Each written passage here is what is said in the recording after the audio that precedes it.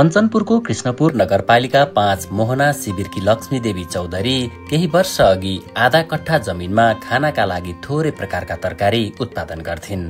खाएर बचेको तरकारी बिक्री गरेर उनले वर्षमा करिब 10,000 रुपैयाँसम्म आम्दानी गरिरहेकी थिइन्। तर अहिले उनले 3 रोपनी भन्दा बढी जमिनमा घर बगैँचा लगाएकी छिन्। त्यहाँ करेला, फर्सी, बोडी, भिन्डी, टमाटर, काउली, काँक्रा जस्ता मौसमी र बेमौसमी तरकारी उत्पादन गर्छिन्।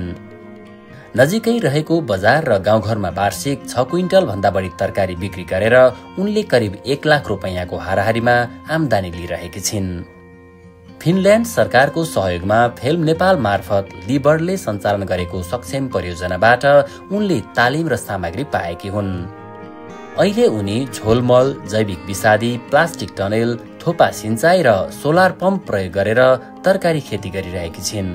पहिले हामी अलिअलि थोरै जमिनमा लगाउँथ्यौँ। पहिलेको अवस्थामा अब त्यस्तो तालिम पनि लिएको थिएनौँ, जानकारी थिएन, हामीलाई खेती गर्ने केही तरिका थिएन। लिबर संस्था आइसकेपछि विभिन्न किसिमका तालिमहरू पायौँ। त्यसपछि हामी गर्न अलि सजिलो भइरहेछ। वर्षमा त कमाइन्छ 80-90 हजार जति, लाख भनौँ। घर बगैँचाको कारण लक्ष्मीको आम्दानी मात्रै बढेको छैन, परिवारको स्वास्थ्य र वातावरणमा पनि सकारात्मक प्रभाव परेको छ। तरकारी खेतीका लागि उनले नगरपालिका र कृषि ज्ञान केन्द्रबाट आर्थिक तथा प्राविधिक सहयोग समेत पाएकी छिन्। यो जलवायु मैत्री भनेपछि अब बर्सातमा पनि यो बेमौसमी हुन्छ। यसमा साग तरकारी अब नभएको बेलामा पनि खान पाइन्छ र बेच्नको लागि पनि मूल्य भाव बढी पाउँछ। अब चिसोयाममा अलि छिटो उमार्नको लागि पनि यसमा सहयोग पुग्छ हामीलाई यो टनेलभित्र।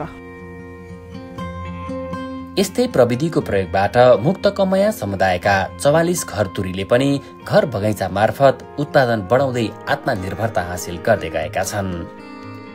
जलवायु अनुकूलन प्रविधि अब उनीहरूको जीवन परिवर्तनको प्रमुख माध्यम बनेको छ।